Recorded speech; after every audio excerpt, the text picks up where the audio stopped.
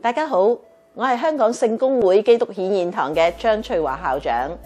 我哋學校嘅辦學嘅特色，可能好多家長都好關心，究竟喺幼稚園裏邊佢哋係學習啲乜嘢嘢呢？佢哋學習嘅知識量足唔足夠？佢哋學習嘅知識豐唔豐富？佢哋學習嘅知識足唔足以佢哋應付佢哋喺小學同埋中學裏面嘅需要？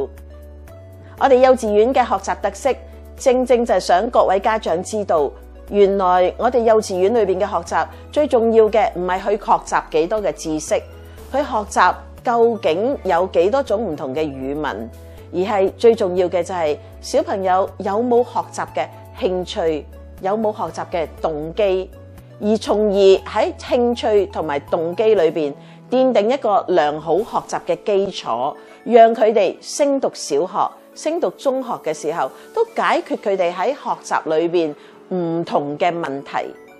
嗱，好多時候我哋都以為幼稚園係教佢唔同嘅知識嘅時候，佢學唔學識嗰種嘅語文，或者學唔學識到嗰樣嘢呢？但係其實唔話俾你聽，你哋可能唔知道，原來咧小朋友嗰個創意吸收嘅能力喺6歲之前咧，係佢人生裏邊最好嘅階段。而我哋正正就係喺佢人生最好嘅階段裏邊，同佢奠定一個好嘅基礎，讓佢哋有興趣去學習，讓佢哋學習到嘅嘢成為佢哋將來學習一個最好嘅基礎。無論佢哋學習裏邊碰到有唔同嘅困難，佢哋都識得用唔同嘅方法去解決。而 Project Approach 就係一個最好嘅方法，讓佢哋去學習得好。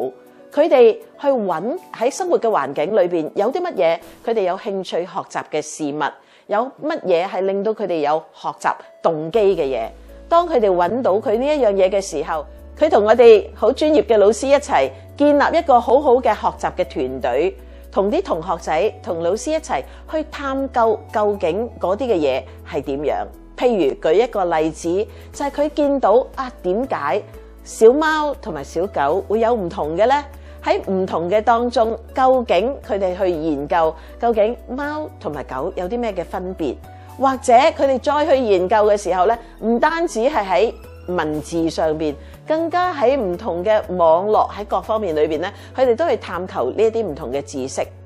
當佢哋發現佢哋嘅問題，或者佢哋心裏面想諗想學到嘅嘢，原來真係可以透過佢同埋老師大家共同建立嘅一啲嘅探索嘅活動嘅時候，佢哋學得到嘅話，佢哋就對學習有興趣，佢哋對學習就會咧有嗰個好充足嘅動機。而呢一啲嘅動機正正就係喺6歲之前，佢有一個好嘅基礎，到佢小學，到佢中學，甚至乎到佢大學，知識係日新月異。今日講嘅嘢，可能明日又有進深嘅另外一步。小朋友點樣去適應而家呢一個嘅社會？所以學習嘅興趣、動機係成為佢哋一個最好嘅基礎。喺個過程裏面，而佢亦都會同佢身邊好多唔同嘅人一齊建立一個良好嘅關係。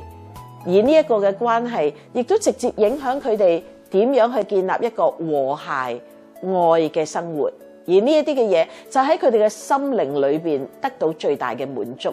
而呢一個心靈嘅滿足，正正亦都係幫到佢哋喺學習嘅過程裏邊，我點樣去愛我哋嘅環境，點樣去愛我哋身邊嘅人。而呢一個愛嘅關係，亦都正正就係我哋聖公會辦學嘅一個好重要嘅目標，就係我哋培養我哋嘅小朋友，除咗有德智體群美呢一啲嘅健康嘅發展，而中間亦都有上帝所創造嘅愛同埋聖靈喺佢哋嘅生命裏邊。而呢一個嘅聖靈亦都帶俾佢哋，亦都將所有唔同嘅知識去聯繫得好，應用得好，而將來建立一個開心、快樂、幸福嘅社會、家庭同埋自我嘅人生。